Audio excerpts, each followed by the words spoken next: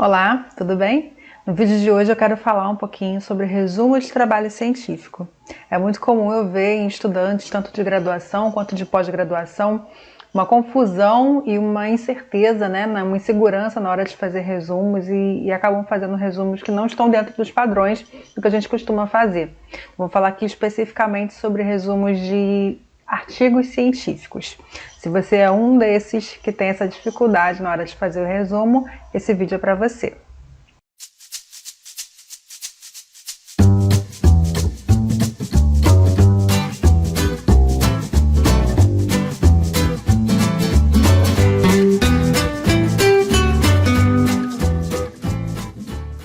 Para que serve um resumo de um artigo científico? Ele serve para apresentar ao público do que se trata o seu trabalho. Você imagina que você está fazendo uma pesquisa sobre algum tema e você começa a procurar na internet artigos que falem sobre isso. O que você vai fazer? Você vai nos resumos desses artigos, vai dar uma olhada sobre o que se trata o artigo para saber se vale a pena você ler ele completo ou não. Então o principal objetivo do resumo é esse, é dar uma amostra para quem está lendo do que se trata o seu trabalho. Então você precisa sempre ver, quando você submete o seu artigo científico a uma revista, quais são as normas de publicação dessa revista e quais são as regrinhas lá que eles pedem para o resumo. Dependendo do tipo de pesquisa, do tipo de artigo, esse resumo pode mudar um pouquinho a formatação dele, o tipo de informação. Mas, em geral, ele precisa apresentar uma breve introdução, os objetivos do seu trabalho, a metodologia utilizada, os resultados e a conclusão.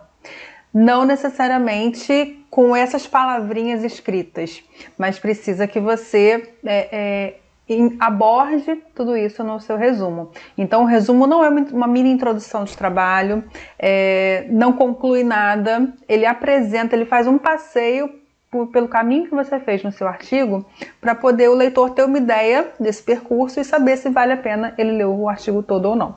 Eu selecionei aqui 2 artigos meus para mostrar. Não trabalho com pesquisa quantitativa, então são 2 artigos qualitativos, que mostram um pouquinho do que é um resumo. O primeiro é o Em Busca de uma Boa Forma de Fazer Psicologia do Esporte, Contribuições da Gestalt Terapia, publicado na Revista da Abordagem Gestáltica, que é um artigo teórico. Então ele não é resultado de uma pesquisa, é tanto uma revisão bibliográfica que eu fiz, quanto conclusões minhas, relações minhas entre esses 2 temas. Então como é que fica o resumo?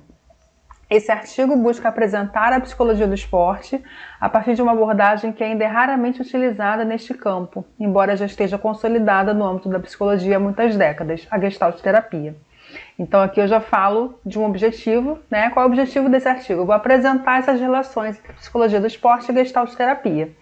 E já faço até uma mini introdução aí quando eu falo que essa relação ainda não está consolidada. Assim, inicialmente apresenta em linhas gerais em que consiste a atuação do psicólogo do esporte, para a partir daí pensar esse trabalho à luz do referencial gestáltico. Como não é uma pesquisa, não tem uma metodologia, onde eu fiz um passo a passo ali de pesquisa, eu mostro como que eu construí o meu artigo.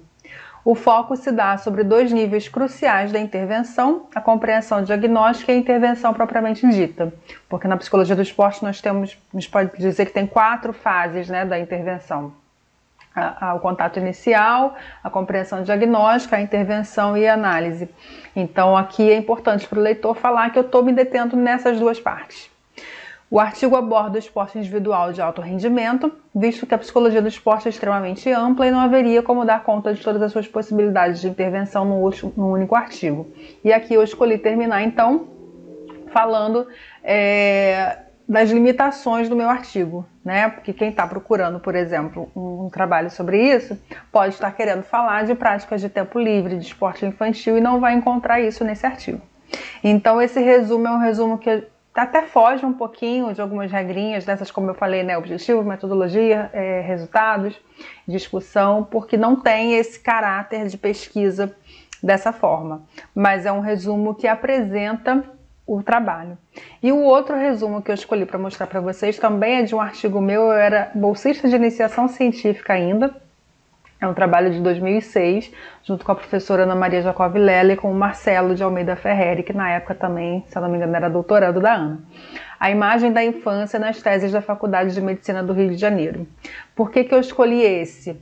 Porque, embora também não seja quantitativo, não é o tipo de trabalho que eu faço, mas já é um trabalho baseado numa pesquisa, com uma metodologia toda bonitinha, né? Foi um trabalho de anos que a gente fez. E aqui a gente pegou um trecho desse trabalho para poder publicar. Então, como é que ficou esse resumo? Este trabalho procura analisar historicamente o conceito de infância no Brasil e como a representação infantil passou de um papel secundário no sistema colonial a foco das preocupações no século XIX, através da atuação dos médicos higienistas. Então, eu já falo do objetivo do artigo, que é analisar esse conceito de infância, e falo, também já faço meio que uma introdução aí ao tema, falando da atuação dos médicos. Aqui eu falo da metodologia. A partir da análise das teses de doutoramento da Faculdade de Medicina do Rio de Janeiro, que discorrem sobre a criança, produzidas no período de 1832 a 1930, procuramos investigar de que maneira a construção e disciplina do corpo infantil se refletem no desenvolvimento de uma ciência psicológica. Então aqui eu falo da metodologia, sem entrar em muitos detalhes, é só para a pessoa ter uma ideia de que eu estou trabalhando em cima das teses do século passado. Como que isso foi feito vai estar durante o artigo.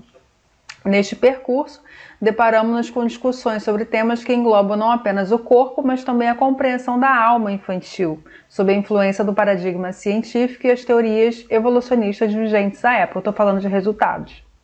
Além disso, associada à imagem infantil, também encontramos a importância da mulher enquanto mãe e ama, como mantenedora da família, constituindo uma nova moldagem também da figura feminina. Então, acho que dá para vocês verem como que a gente aborda, sem precisar, como eu falei, vocês precisam ver as normas da revista, sem precisar colocar objetivo, metodologia, resultado, discussão, mas a gente passeia por esses itens, né, essas características ao longo do resumo, tá? Então, os resumos para artigos científicos, para monografias, teses, dissertações em geral, seguem mais ou menos esse modelo. Eles vão mudar em termos de tamanho, então você precisa saber quantos caracteres ou quantas palavras o seu resumo pode ter. E uma coisa que a gente desenvolve ao longo da vida acadêmica é essa capacidade de síntese. A gente faz um texto grande e vai cortando, escrevendo de formas diferentes para falar a mesma coisa com menos palavras, com menos caracteres. Os resumos, em geral, são escritos ao final. Tem pessoas que às vezes gostam de fazer um resumo no início, às vezes alguns trabalhos, alguns capítulos, os organizadores já pedem um resumo, mas é mais difícil você fazer um resumo que inclua resultado e discussão antes de você fazer o trabalho. Então, em geral, a gente faz todo o trabalho e no final, justamente para fazer essa síntese, produz o resumo a partir dos pontos principais que você elaborou aí no seu trabalho. É isso. Espero que tenha ajudado, que você tenha sempre em mente que você pode se colocar no lugar do leitor para ver se o seu resumo está ajudando esse leitor a avaliar se o seu artigo, se o seu trabalho é válido para ele ou não. Aqui eu estou focando então nos resumos de artigos, a gente pode depois falar de resumos de congressos, né, de trabalhos acadêmicos que são apresentados, que são bem parecidos, mas que podem ter algumas especificidades aí. Espero que você tenha gostado. Se achou esse conteúdo interessante, importante para você, para seus colegas aí de faculdade, colegas psicólogos, dá uma curtida e compartilha com eles. E se inscreve no canal que em breve a gente vai ter mais vídeos.